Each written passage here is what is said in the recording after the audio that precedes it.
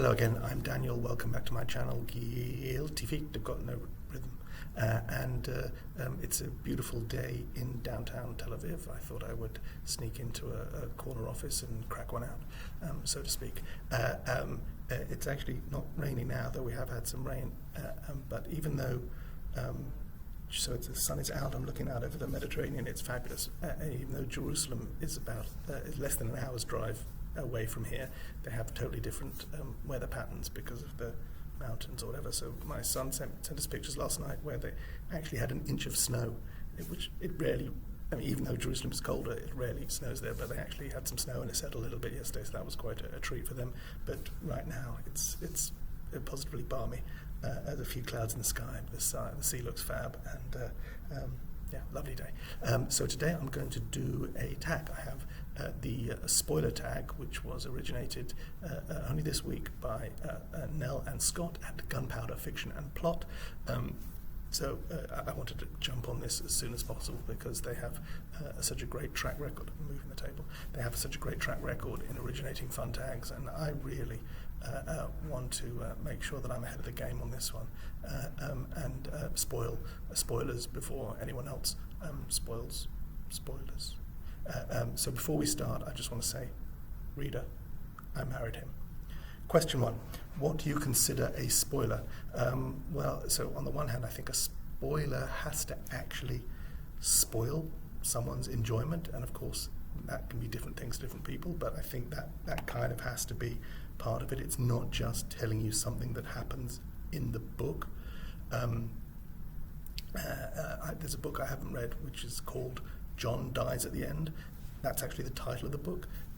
Something I am more familiar with would be Arthur Miller's Death of a Salesman, actually the title of his Pulitzer Prize-winning play, or certainly award-winning play of some kind, and much studied and loved. I studied it for A-level and wrote about it in my degree as well. They tell you, he tells you right there in the title what is going to happen to Willy Loman. It is called The Death of the Salesman. Again, I don't think that qualifies as a spoiler. So it's not just about revealing something or anything that happens. It's about actually ruining someone's enjoyment, and I think you probably need to be sensitive to that. But there's often the question: is there a cut-off date? Are you allowed to spoil what happens in A Tale of Two Cities?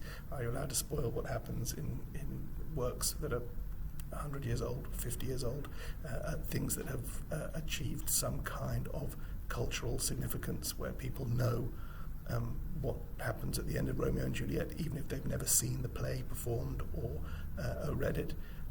Are you allowed to tell people and talk about it as if it's in the modern, as if everyone knows about it already? I think probably yes, for the most part, but I think it was supposed to be sensitive. Question 2, does the genre you're reading impact what you consider to be a spoiler? Not really, I don't think so, and I guess this comes with the idea of reading whodunits and detective stories, and I think some people already mentioned Murder on the Orient Express,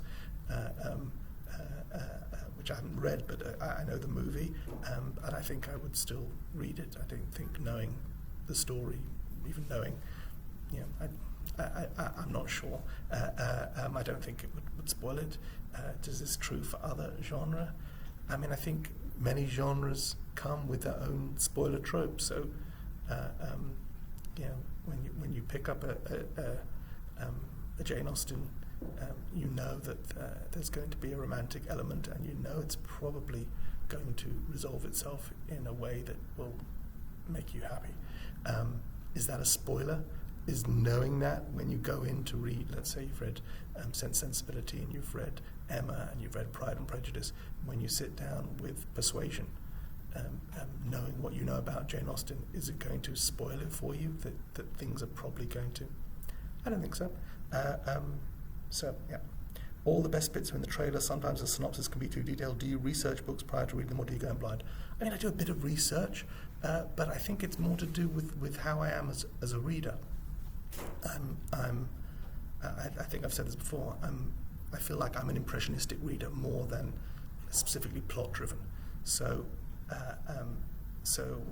knowing a little bit about the book is about me deciding whether I'm going to read it, having an impression whether this is going to be something that's going to appeal to me or not. And, I can be wrong about things, but it's less about knowing that this is about a traffic warden and he adopts a child from the Balkans, and the specifics of the plot are less important than a kind of impression of whether this is going to be sort of a philosophical novel or action or metafiction or something like that. So I in researching a book before I buy it and then having it when I have it and deciding when I'm going to read it, I think yes, I do a little bit of research, but I try and avoid spoilers. Like I won't if I know I'm going to pick something up shortly. So I've already bought it, it's sitting there. I won't go to Goodreads and read a whole bunch of reviews which may or may not tell me something. Well, first of all, there may be negative reviews, and if I've already bought it, I'm going to read it, and I don't need to have that in my head necessarily, or even a very positive review. I don't want that impression to impact me. So it's less about spoiling the story and more about not wanting to have too many other ideas and opinions in my head before I take it on. But some of it's unavoidable. The reason I bought the book in the first place is because of a review or someone else's opinion, or someone discussed it on BookTube.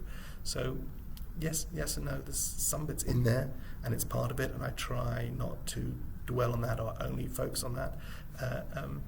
But I guess there are also books that you read that come with a whole lot of expectations when you sit down to read War and Peace for the first time, or Moby Dick, or Ulysses. There's a certain amount of baggage that comes along with deciding to take on a challenge like that, or even something like, there's some heavy books, be something like Breakfast at Tiffany's, or some short stories. There's going to be some kind of preconception that will exist, either why have you picked up in the first place, or just because it's talked about and people know about these things. Like the thing that I don't do and I don't understand, I know, for example, I was reading earlier today, people talking about Kindle Unlimited, and someone was, this was a Facebook discussion, and someone was complaining about they can't get all the bestsellers on Kindle Unlimited, and I don't have a Kindle, so I'm only reading about this, and my understanding about it is that Kindle Unlimited is a way of giving you an unlimited selection of books, most of which are going to be untested authors or less famous authors who benefit from having their books put in front of people who are doing exactly this, not doing any research, not knowing you're going to pick up a book because it's part of a bundle, and it's kind of in, maybe they're sorted by genre or something, and going in with no baggage whatsoever, and that's not really me. I'm unlikely to ever read that way. Sometimes the introduction or translators' notes can spoil the ending, especially with classics. Has this ever happened to you? Yeah. So the Penguin Classics, which is mainly the editions that I read when I read a classic, are famously come with introductions that are written for people who've already read the book. Should these introductions go at the end of the book rather than the beginning? Maybe, but then probably they wouldn't be read at all. So there's something about, I started with, you get a book, and the book is a Penguin Classic. The actual book itself starts on page 46 because there's however many pages of introduction, first of all. And that I found that when I was being a very diligent reader, I would buy this book and think, well, I'm reading this for the first time, I should probably read the introduction to be, take myself seriously as a reader. And I would find occasionally that it would talk about elements in a book that would spoil it a little bit. And we've spoken about Hardy and things that happen, plot points in Thomas Hardy novels, which, if you know about them ahead of time, may lose some of their shock value. But there are other examples of this as well. People talk about Anna Karenina's come up as a book that's been spoiled for people. Probably better, I think, with those Penguin Classics to avoid reading the introduction if you don't know the book. I understand why they're there, and these are supposed to be sort of more scholarly editions, and people come back and reading it, or either rereading it, which is something I don't do, or coming back to it, or coming to it from a different angle. But so occasionally that's happened, and now when I pick up a new to me classic in those Penguin Classic editions, I avoid the introduction first of all, and try and be good about going back and reading it when I've finished the book. 5, name a time somebody spoiled a novel for you. Well, I do this. I have a fear of horror. I don't watch horror movies going way back to when I was young, and I don't read things that are in the horror genre. And I've been, self-interrogated on this a number of times. I'm a grown-ass man. So I've questioned myself a few times about what this is. And it's less about horror and more about dread. So I'm not offended by gore or violence.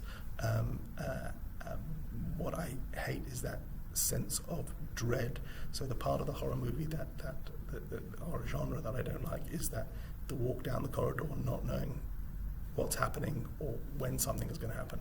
That is a feeling that I'm super uncomfortable with and will go to many lengths to avoid. And I think some really good horror plays into that for the most part. But actually, seeing someone's eye gouged out or a limb chopped off, or comedy, violence, or watching it with the music off. Of course, music plays a big part of that sense of dread, building that sense of dread. I think that bothers me. So I'm not turned off by the tropes of horror. It's more about that sense of dread, and books that give me there are books that are not horror books that give me that sense of dread, where you just things are not going to turn out well. This is going to be bad, and there've been or whether it's things happening to children or things happening to women. These are things that so I've read those things in books that are not defined as horror books, but they give me the heebie-jeebies. So what I do, I have this fear, as I say, of horror movies. So what I also have this fear that one day I will be kidnapped, strapped into a chair, Clockwork Orange style, with my eyes open and forced to watch horror movies. That's and so what I do is I spoil horror movies. I don't watch horror movies, but I will go online and read spoilers about what happens and who dies and who kills who and how they die, and so that if that ever happens, the day that I am held hostage and forced to watch these movies, at least I won't be surprised. And I've done it occasionally with books. So the one I remember very specifically is a friend of mine read it, and he described it as he's also a grown-up adult man and pilot, and he described it as the scariest thing he'd ever read. This one of the specific tropes about horror that I hate is this sort of is the supernatural, where there is no explanation. It's why a serial killer bothers me less. He's a person, what his motivations are, it's horrible, and the dread, I don't like that.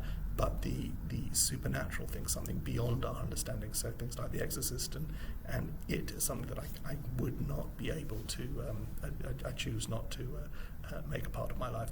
So I made him sit down and describe every part. He had just read it, found it utterly terrifying, and I made him sit down and go through the entire plot with me, so that if I was ever forced to read it, I could go. Have you ever spoiled a novel for somebody else? Yeah, I'm sure. I read stuff all the time and then talk about it with my wife, and if we come to the conclusion that she's probably not going to read it, I may well tell her things and salient plot points, I talk about books with people who are not going to read books, and yes, I probably spoil them. I think on this channel I spoiled Gone Girl by telling everybody, spoiler, that it's just about sociopaths and thoroughly unsatisfying. But I think occasionally I'll spoil things. I'm sorry if I've ever spoiled anything for you. If spoilers ruin novels, are there some authors or genres you can't reread? I don't reread anyway. But I guess, it's not. I don't think it's genre specific. I don't think it's novel specific. I say it's to do with me being an impressionistic reader.